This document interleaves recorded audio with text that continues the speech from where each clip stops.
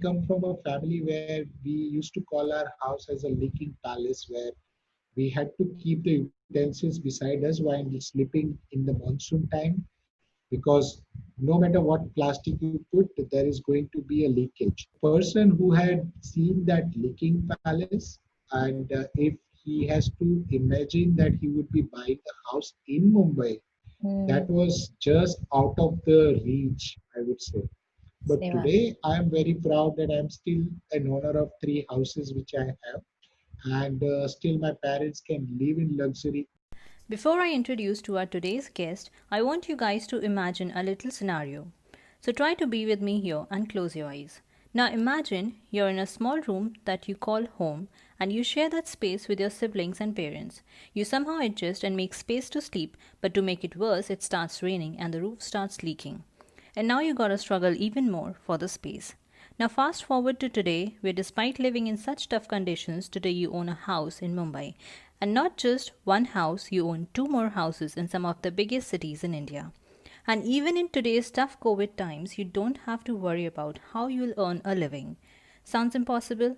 Just the thought of it sounds impossible to us. But our guest from today not just made it all possible, but is also helping others to make it possible. This amazing soul is none other than Rakesh Rana. From taking odd jobs like being a peon or a paper boy for making ends meet to today becoming a growthpreneur mentor, Rakesh Rana has become an inspiration to many.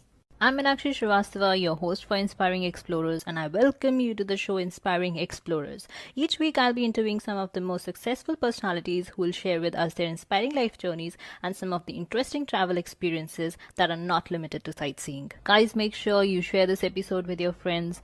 Please do subscribe, follow, give a 5-star rating, and hopefully a review. And also don't forget to come say hi to me on Instagram at the rate mybohovoyage. Now before I start this episode, let me inform you that we recorded this interview during the COVID-19 lockdown and hence the recording was done remotely. We were both sitting in our houses and recorded it online. So please don't mind the background noises and I hope you still enjoy it. So, without any further delay, let me welcome our guest for today, growthpreneur, mentor, and coach Rakesh Rana, who believes that in this era of information overload, challenge is to transform to stay relevant and rise beyond average, and always raise your game.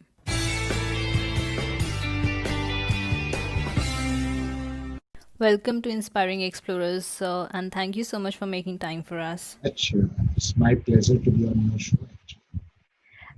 Thank you, sir. So my first question is that you had a seven-digit high-paying job, and you were successful in your corporate job as well. You had, reached the heights, but yet you decided to become an entrepreneur. You wanted to start your own excellence coaching and a mid-career mentor as well. So why did you decided to switch, and why did you choose mid-career coaching? Sure. So, Meenakshi, let me tell you a little bit of background to that, because a person who is coming from a childhood where he was facing the scarcity of money, scarcity of food, and everything, because I come from that humble background. And going from there to 17 long years of journey in various corporate, right from overcoming all the challenges of the childhood, right from I would say the vernacular language communication challenges, and you have to compete with the best of the best in the corporate, and definitely to strategize and understand how do you actually live your life, right? And from there to 17 years long journey was very, very fruitful, and it was like a dream come true from the place where I came from. And what I have realized though is at the 17 years of experience, when everything was going smooth, I got a call from one of my HR and said that Rakesh, come and we'll have a chat. And I went there, and I was told that Rakesh, see, you are handling 200 plus people now, and one of the biggest account that we have has almost 130 odd people. And we realized that the client has pulled out of the project. Now, this is a very uncalled for situation, and we realized that your the unique skills are not fitting to any of the role that we may have. So considering this, we may have to put you on the bench, and for 2 months, if we don't find anything, we may have to part way with you. And that was a turning point for my life because that was a moment when I realized that the 70 long years of dream has just shattered on that one day. And that journey actually started from that point of time. Even though I had the debt, which was a home loan, car loan, all the other things, I had my second baby arrive just a month back from that period. I decided to jump into the self development because that was some part in my inner voice, which was telling me that Rakesh, there's something wrong which you're not doing right in your life. You are still playing by the strings which are governed by somebody else. And I didn't want to be that puppet in my life. So I realized that I need to now move on and understand how can I probably independently live my life at the same time. What I also realized that I was not alone in that journey. I myself has kind of laid off almost 100 plus people. So I was aware the pain the people go through when they are getting laid off. But that was not the only challenge that mid-level people were facing. They were also facing the challenge of stagnation, getting stuck into the career, getting no growth. Their learning had almost stopped, and at the same time, they had no clue about how to actually create a life and design their life. And that was the one point which was causing me a lot of pain, and that became my purpose as well, that I want to help those people who are stuck in that mid-level and mid-career, who can actually see there are other aspects of the life and there is another new way of designing their entire life. And that is what the turning point I took up for the mid-career transformation. Yes, sir. And also, as you said that the transition from when you were a childhood was not easy. So we'll come back to that on those challenges. But when you decided to switch, you got laid off, but you had, all the expertises with you and a background of experiences, and yet you quit that all of that and you decide to like leave it. So there was a risk in taking this leap also and this switch also. So what were the risks and challenges that you faced on taking your entrepreneurial journey, and how did you make it possible? You must have felt like giving up and yet you did not. So how did you make it possible? So the biggest price part of the crisis happens when the employee who is a well settled in his mind gets onto the entrepreneurship. One of the biggest factor that stops that journey is the fear of failure. And Hmm. that you carry in your life will be always clouding you. And that was one fear which was clouding me as well. Was actually ignited by a person who is my mentor. And when that spark was ignited, I also realized that that guy had also done the similar journey. And Hmm. that means he coming from the humble background, he taking up the first plunge, he taking all the experiences and experiments. I'm sure basis his experience and experiment, I will be able to go through. But it was never to be like that because each one of us have our own path and journey which we need to chart, and neither we can actually compare their success with our success. Hmm. So that was the first lesson that I learned. The second thing about the risk was that what if I fail? Let's Yeah. say, what if I fail? I had my debts, I had my kids, family, and everybody Hmm. which I needed to take care. What if I fail? For that, I had taken care of the financial confidence part of it, that for the 6 to 9 months, I will not be actually bothered about my family expenses. So that part was taken care of. But despite that, because you are not growing at the same rate of salary, the pay that was actually deposited at every first of every month, you are going to get the panic. And at that point of time, there are two words which I need to probably tell the people, and that is hunger and patience. Hmm. Okay. Hunger, that is your burning desire to achieve the vision that you have set for yourself when you started off this journey, Hmm. and the patience to be on that path consistently without distraction for the longer period of time, because this journey is not easy at all. Yeah. So these are the two things which have driven me along with my mentor's guidance for sure. Yes. Wonderful, sir. So, besides all these challenges, today you have 500 plus mentees under you, and also you're earning 2x more than your salary. Which is amazing and so inspiring. But ever did you feel like that I should give up? Like, because it wasn't easy and your salary was not coming per month, and also you had failures in between as well. Like, you started, you fell, and then you again got up. So, how was that? See, that was the year of 2019, and when I left my job. In July 2019 is when I left my job. And from July to December was the toughest part of my life. When I was failing at every effort that I was making, be it conducting a new program, be it conducting a webinar and converting the people into my paying clients, Hmm. conducting the workshop and getting the clients from there, or publishing the digital program, publishing my book. Every efforts that I had taken in the Hmm. 2019 was failing. Hmm. And back in December 2019, I remember that for the 3 months, I had not had significant amount of income. And I had already pulled out from the savings, and I realized that this journey is not going to be so easy as I had probably assumed earlier. But at that point of time, you also need to turn to the people who have been there, who have Hmm. done that, right?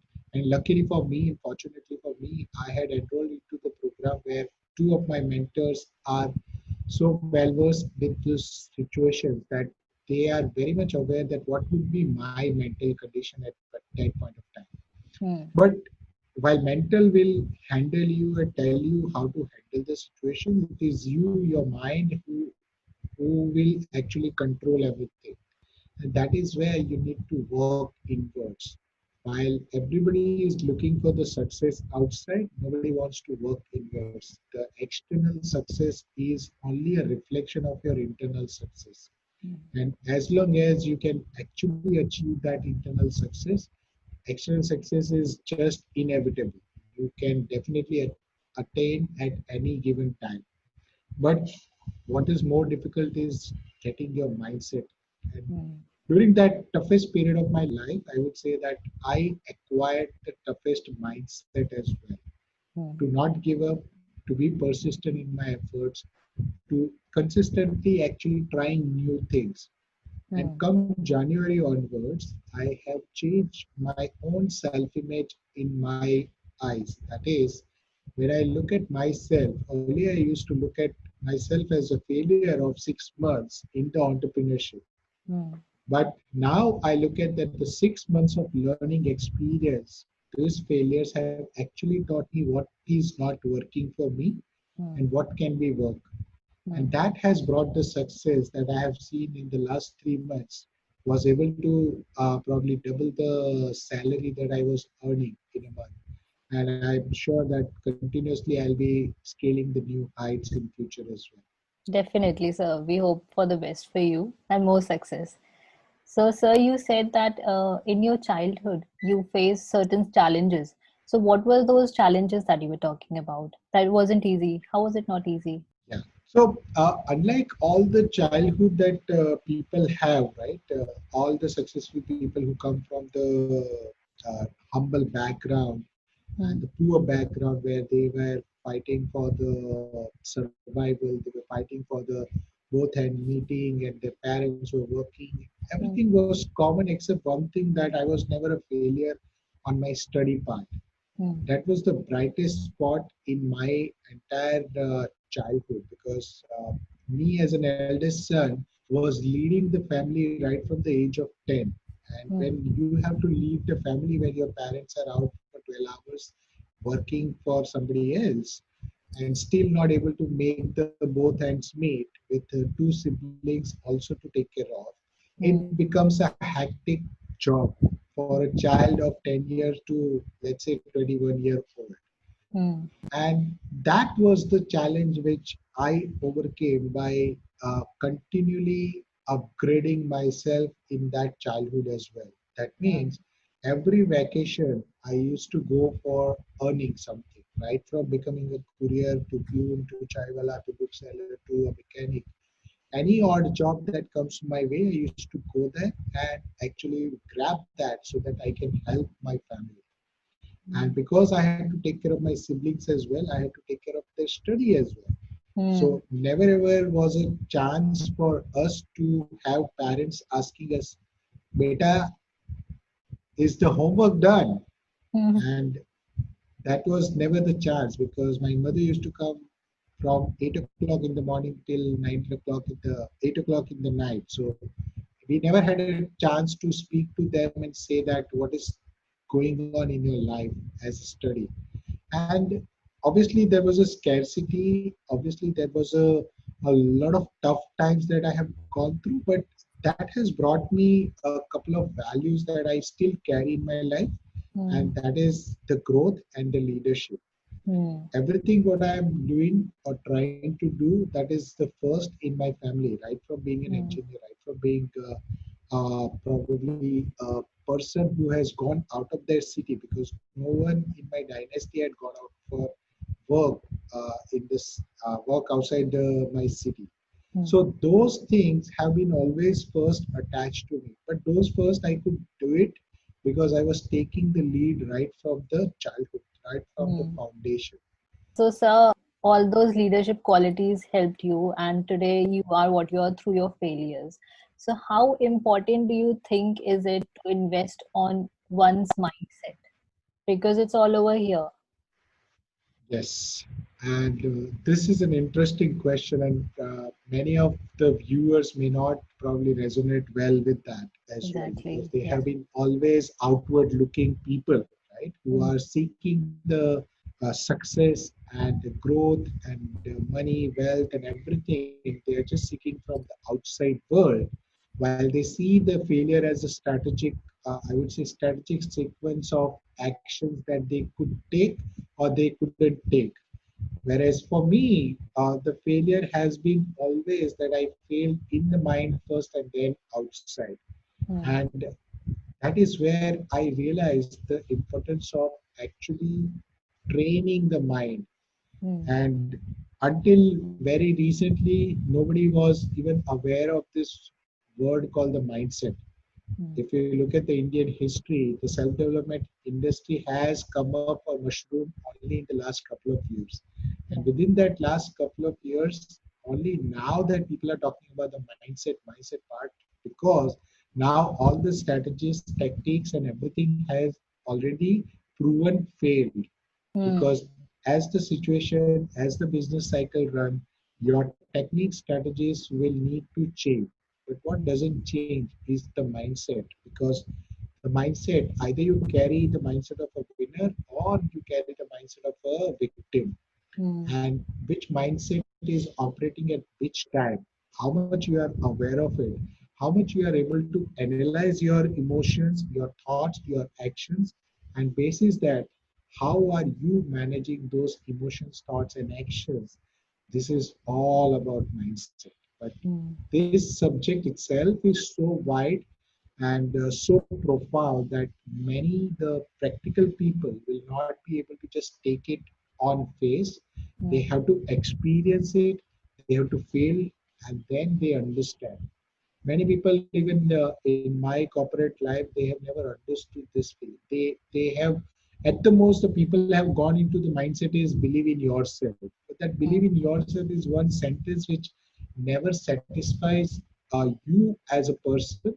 Neither it will actually stay with you for long period of time. Yeah. But training your mindset is such a critical aspect of any journey that you are taking, either not only on the entrepreneurship, even if you want to get success in the career itself, in the job Mm. itself, or in any influencers or being a motivational speaker, or for that matter, even any profession, I would say, this will play your, I would say, the trump card. So true. So, any suggestions how people can invest on their mindset? Like, okay, this is a vast subject and we need to, but how do they start? Yes. So starting, if you really, really want to train your mindset per se, first and foremost, you have to start understanding yourself. Mm. What has happened is the world has given us so many avenues of distraction today Mm. that there is hardly any time for left for yourself.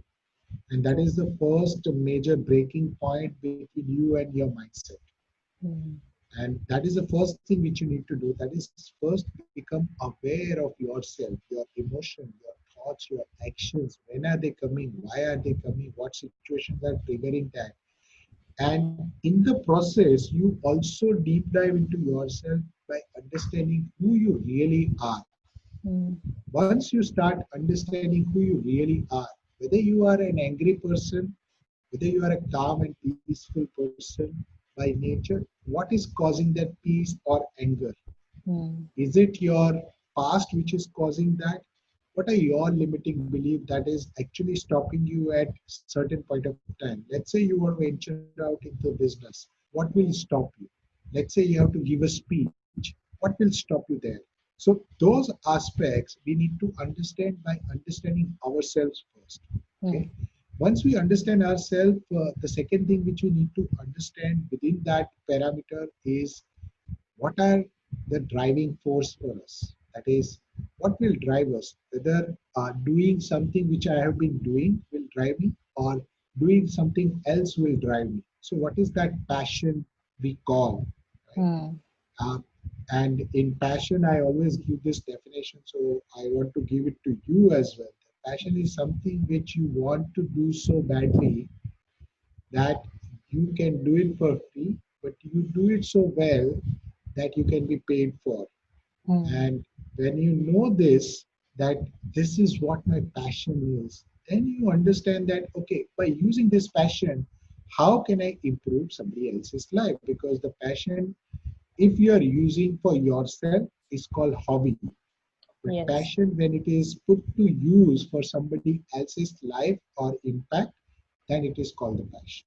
Yes. So you have to differentiate between these two. If you are fond of having the photography, that is a passion for you, but it is called a hobby. It is not passion. But that same photography, if you put to use by having the portrait of somebody else's, which can actually improve their life and create the memory for them, that it becomes a passion. So Yes. that differentiation you need to create for yourself, and that is where the purpose comes in. How do you impact your somebody else's life by using your passion? And now converting all this put together, you understand that you understand yourself who you are, you Mm. understand what your passion is, you understand what your purpose is, and in nutshell, you are self-managing yourself continuously. It is not a one day job, one time job, or 1 week, 1 month, 1 year job. It is a continuous process because the all around us is a field of negativity, a field of energy which is not conducive to your mind. Mm. So that is where it is a consistent and continuous process. Very beautiful explanation, sir.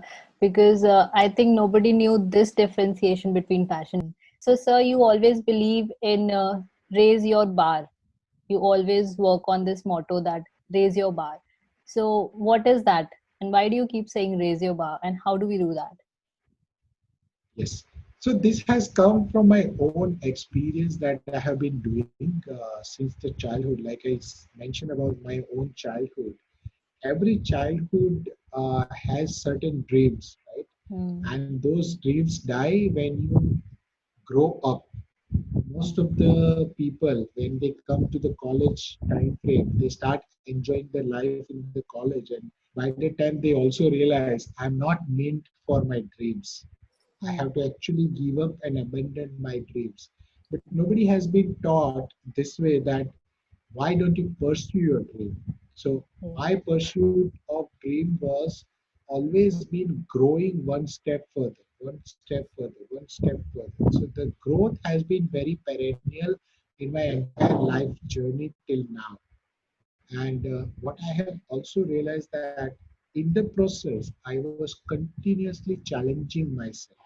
I was Hmm. continuously setting the bar high and challenging myself to achieve that.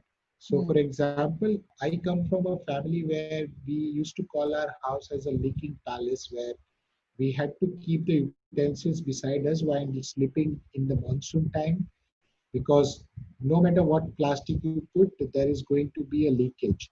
Oh, And now, if I had to come out of that situation, the first priority for me once I got the job was to get a house for my family, yeah. and that was a one house. Okay, Hmm. if I had only settled down on that, Hmm. and as I was working outside of my city, I was aware that I would need a second house.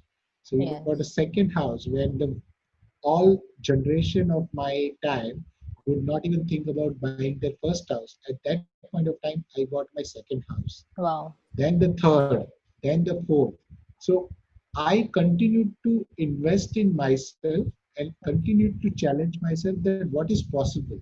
Hmm. The person who had seen that leaking palace, and if he has to imagine that he would be buying a house in Mumbai, Hmm. that was just out of the reach, I would say. But Same. today, I am very proud that I am still an owner of three houses which I have, and still my parents can live in luxury. Even during the COVID time that we haven't had a time to actually feel worried about the food, worried about the money, worried about anything else. And Hmm. that situation itself shows that you have to continuously challenge yourself and prepare yourself that what else is your potential, because Hmm. most of the people will actually die with their 5 to 10% potential. That True. means they will continue to play the sidekick and the Hmm. side hero for their own life, because they Hmm. are always being instructed to do something, starting with the parents, Hmm. then your school teachers, then your Hmm. colleges, then the corporates, and then your spouses, then your parents, and so on. So Yes. we have been always being the people who are following somebody else's instruction. That means somebody else's blueprint is being followed throughout your life. There are very few people who want to make their own path, and for that to happen, they have to raise their game. They Hmm. have to raise their bar beyond what they are capable of, and beyond what they can do at that point of time. That is why I firmly believe in raising the game for people. Yeah, true. So, like pushing your limits and believing in yourself. Like being in your Absolutely. leaking palace, I don't think anybody would believe in themselves. But today you own three and you'll probably own more houses. You have that caliber. Absolutely. Yeah, Absolutely. Now, owning a house hasn't become a dream now. It obviously. has become a routine. Wonderful, sir. और ये सबको करना चाहिए I think because they fail once they give up they fail in 12th they give up and they do not believe in their Absolutely. inner potential. They need to work on that and believe that it will happen. Don't worry. That's why the working on the mindset is the most important task that one has to do. True, it's Because very all of important. us are born genius, Mm. only few are exploiting that. Yeah. So, sir, coming to the travel part, where all have you traveled so far? So, since till the age of 22 or so, I have traveled nowhere. Okay. My first traveling outside was, I mean, when I say travel, I have been Hmm. to a pilgrimage with my parents, of course, Hmm. but that I don't consider as a travel, right? I consider as a travel when I am on my own, and then probably traveling outside, right? So I was the first one, as I mentioned, coming out of my city to a different city, all my Hmm. own, right? Yeah. And that was the first travel which happened back in 14th July 2001. Okay, Okay. and 14th July 2001, and that travel experience was also interesting because I had literally jumped from the running train in order to get onto the platform. Oh my God. Okay, and the journey started from there. And the second travel experience which I remember very fondly is my first flight back in Hmm. 2003 or so, 3 or 4 Hmm. I believe. Yeah. When it was my first ever flight in my life. I had not even seen the planes from so near. And from there on to travel throughout the world, I have been through most part of the Europe, Germany, Poland, uh, UK. I have been there. Then I have been to Netherlands. I have been to most of the part of the US as well, mostly on the eastern coast and even the western coast. Barring the southwest and the southeast, I think I have been to all the parts of US as well. Wow. So I have been to China, I've been to I think yeah UK and every part is covered. So most of the traveling that I could do is obviously during the corporate years that I was in. But those trips, although the business travels, my own experiences were definitely very very rich. Absolutely, sir. So, coming to your train incident, why did you jump? Weren't you scared? Okay. So it's a very funny incident which happened because this was a train which starts from Surat to Pune, Hmm. and that train reaches to Pune at around 5 o'clock in the morning. Hmm. And we were four of us starting from Pune. That was our first job. We were joining on 14th of July 2001. Hmm. So we were supposed to report there in the hostel, which we call as a GT hostel, the Graduate Engineering Training Okay. Hostel, and we were supposed to report on 14th of July. So when we went there, we realized that this train doesn't stop on the station which was closest to the company that we were supposed to report to, Oh. and the train only stopped after 2 or 3 stations. But because all of us were new, we were not knowing that whether by going to that station where the train stops, you can actually come back to this place as well. We Hmm. only had that address in mind that this station A is our destination, and there from there we will take an auto or something, and then we'll reach our company. Hmm. So because train didn't stop, uh, Hmm. train actually slowed down, and we were all coming for the first time from our home. We were carrying a lot of luggages, Hmm. heavy bags to be honest.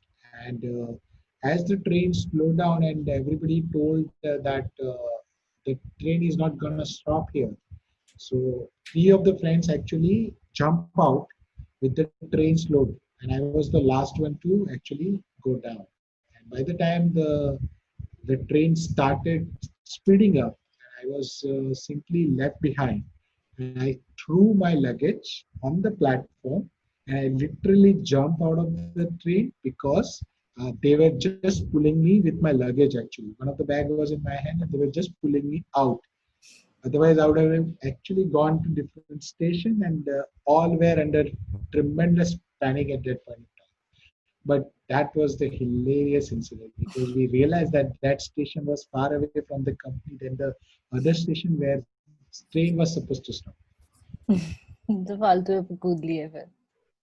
फालतू में ही कूद. But I'm glad you're safe. So your second thing is China ka experience. I would like to hear your experiences in China.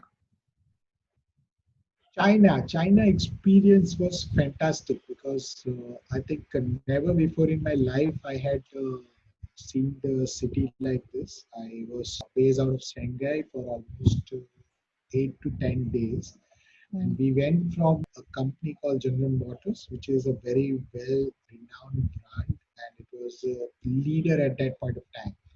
So GM has a tradition to give his employees the top class facilities, and we were placed in Hmm. one of the five-star hotel there. And just opposite to that, there was a great building of GM where we were supposed to conduct the training and deliver the training as well. Hmm. So while the going to China was great because we used to be in Baroda. From Baroda, you have to go to Ahmedabad. From Ahmedabad, you have to take a flight. It goes to Singapore, Singapore to then Shanghai. So in between, the flight was good because I had companion at that point of time. Fortunately, otherwise, all my foreign trips have been always solo trips. Oh. It was the only time in China that I had a companion, and for good because if had he not been there, then I would have actually lost in China. First and foremost is the language barrier, right? Hmm. You are speaking in English, but nobody is ready to understand this. Second is the food itself. He was a non-vegetarian, I was a vegetarian. Now, for vegetarian, it is the worst place to be in.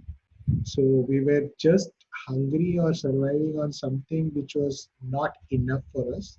And the third is when we were going in the company itself and they were asking for the vegetarian. Then when they call vegetarian, they serve you the fish and all the seafood. So it is called vegetarian.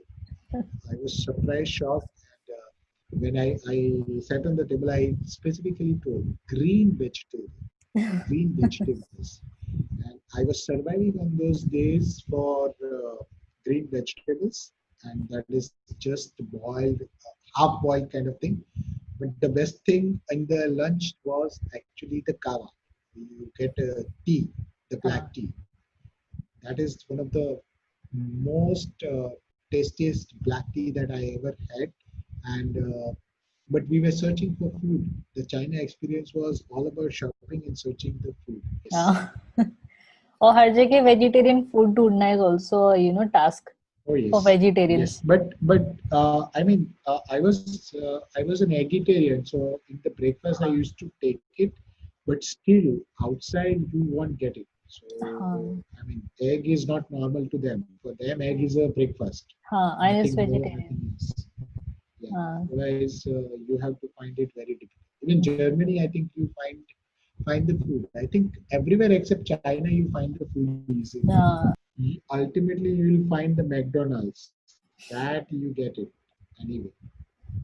So I used to survive on McDonald's for a long time. And all the places I have been there, I have always been an explorer, and that has been in my genes now. That wherever I go, I am not shying away from going out and meeting new people or going out and seeing new place. I mean, I'm the only person you might have met and who went alone in London for the whole 2 days just to see London.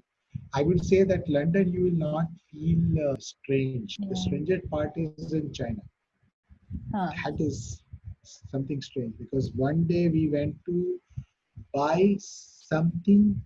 I think we wanted to have some noodles or something, but we were just explaining the shopkeeper for long, long time. For 10 to 15 minutes, we just argued, we explained, we actually drew on the page and everything. We were not able to explain anything. We just came back empty. वाह, drawing बना के भी समझाया. Yes. We were just so fond of actually exploring that space because Shanghai per se is very near to sea, but it is very, very windy city. I mean, the most windiest city when you go in December time frame. And we went into December, so it is horribly chilly because we were always used to be that India climate. So it is horribly chilly, windy, so you have to survive. And surviving there, we just went with some basic clothes and basic jacket, and we thought everything will be good. It was not to be. It was not to be. So we had to go to the market, and that market experience was fun. Every time you go to the Shanghai market by the metro, it was fun. We went 3 to 4 times, bought so many things from China. My goodness. Our return luggage was twice the heavier than what we had taken actually. We were fond of going just to have fun actually because that market, the metro market under the suburb, it is I mean, it is a well-known market, but it is also called a flea kind of market where everybody is there to cheat you.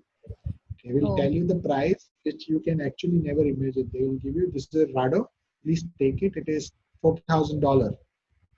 And when you come down, you might get it at $20 if you're a very good negotiator. Wow. Acha, and every city in the world has this Chinatown. But in China, Yes. you don't find that Chinatown. Is it so? No. In China, there is a market.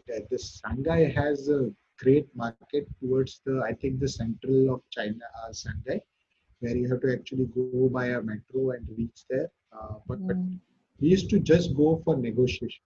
I mean, they have such a congested shop where some of the people will even keep the shop like there's a curtain where you can see just behind you, right? But you don't know what behind the curtain is. And suddenly you actually see the people coming out of that curtain, and you realize that there is actually an inside shop. So when you actually get more interested, you talk to the shopkeeper more, and mostly by ladies. They actually take you inside, and you are completely frightened and say, "Oh my God, what are they going to do with you?" I was stuck in such two shops where they were just taking me inside. They were showing me the purse and this, I would say, the tops, the Chinese tops, which I was just trying to buy for my sister. And they were just taking me inside and showing their good stuff. The outside stuff is just to showcase, and there is a good stuff that they can show you inside. Wow, that So must have been that's an wonderful. experience. Yeah, wonderful experience. And It's an negotiating. experience. Negotiating is, I mean, we were in the purchase and procurement, so we have been always a negotiator. So Hmm. for us, it was very easy. So there was a time when the shopkeeper, because those are the repeated areas. So it's like a, what do you call in Delhi? There is a what Jantar Done. Mantar, right? हाँ Jantar Mantar. Jantar Mantar. Yeah. So you just get lost in there, right? So हाँ. similar kind of lanes were there. So we end up having the same shop. Hmm. We end up having meeting the same people as soon as we just take a round and come out of there. Hmm. So there was a time when actually they recognized both of us, me and my friend, and they were just shouting and abusing us. You go away. You are negotiating with me. You go away. I'm not going to sell to you. It was fun. हाँ मतलब आपकी So negotiating skills were so nice. Plus था आपके लिए. they were so afraid to sell anything to us in fact, by that time. सही लोगों से पाला पड़ा फिर तो. So, sir, you're also an upcoming author. So what is that book about? Yes. So the book which I'm writing currently is called The Intelligent Leader. Okay, and there is a story behind it. Why I call this an intelligent leader. See, ever since we are born, we Hmm. are always told to become intelligent, right? When you were a small child, you were always compared to your friends and say, Yeah. देखो इसकी A grade आ गया, इसके इतने marks आ गए, इसके ये हो गया, वो हो गया. Hmm. Where are you? And, we are told to become intelligent. In the process, what we are trying to do is we are just trying to compare ourselves with everybody else in the world. Hmm. And that has put a lot of pressure, that has suppressed all the creativity that we have actually. And all the potential that we have suppressed it for long time. And that is where one of the my tagline, which is raise your game or raise the bar, is coming from, because by being intelligent you can achieve a certain height, but that height is only limited to the only limited potential that you have demonstrated. Hmm. What I mean by the intelligent leader, because first and foremost, we need to understand that if you need to cross the bar of your potential, Hmm. you have to be a leader. Hmm. Without that, it is not possible. If you just become a common man, an average person in the room, there is no possibility for you to actually cross your potential. That Hmm. is one. Because your potential will be always defined or limited by your the circumstances. Hmm. That people will say that you can only go to this level people will say that you can only get this job, or you can only do this much, or you can only earn this much. That is the first criteria, that you have to be a leader in your life in order to cross that path as well. Second is, because we know that our intelligence is limited, it gives you the ceiling, it brings you to the plateau. You need to understand that what is beyond intelligence. And if you look at the one of the best decisions that anybody would have taken, it would have come from the heart and not from the mind. Be it choosing a person you love, choosing something which you really want to do, choosing your passion, everything comes from the heart. Choosing your purpose, that also comes from the heart. The only thing which comes from the mind is when you have to apply all these things in a right way. Okay? But unfortunately, we are told to be intelligent since the childhood, and because of that, that intelligence itself becomes the biggest stumbling block or the roadblock for our success or the potential. And that is what I'm trying to break the myth in my book, The Intelligent Leader, where I want to explore that. How can you break that ceiling? How do you raise your game if you have to actually cross your intelligence? So basically, to not be limited and go beyond Not it. be limited. Yeah. Go beyond, be unlimited, be unstoppable, whatever you call it. Yeah. Right? In Wonderful. this age, So, any message that you want to give to our audience? yes. And the message which I really want to give to your audience is that, see, your background could be anything. Okay, your journey could be anything. There is always a potential that is left behind, that is in you, which you are not exploring.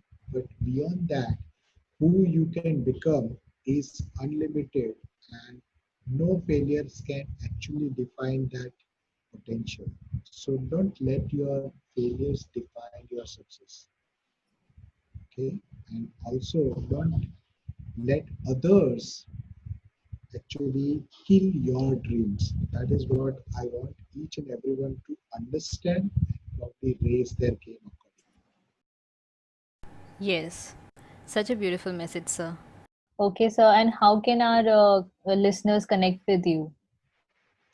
Yes, so all listeners can actually connect with me on the Facebook, YouTube, LinkedIn, Twitter, everywhere. My name RAAKESHRAID.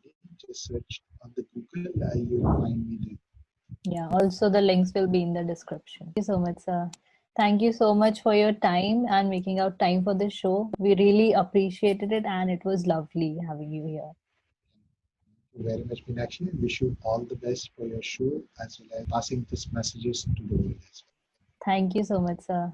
So, this was Rakesh Rana's inspiring life journey so far and some amazing travel experiences. And I hope you got some amazing insights and motivation from this episode. Thank you so much for giving your precious time to this podcast. If this episode was inspiring and insightful, please do drop a comment on my Instagram and YouTube at the rate mybohovoyage. Please do subscribe and give a 5-star rating and hopefully write a review for Inspiring Explorers. Also, please don't forget to connect with me on Instagram and YouTube. Drop me a hi or send me a comment so that I know we are in this journey together. This is Meenakshi Srivastava, your host for Inspiring Explorers, saying goodbye. See you next week with an amazing, inspiring interview. Till then, take care.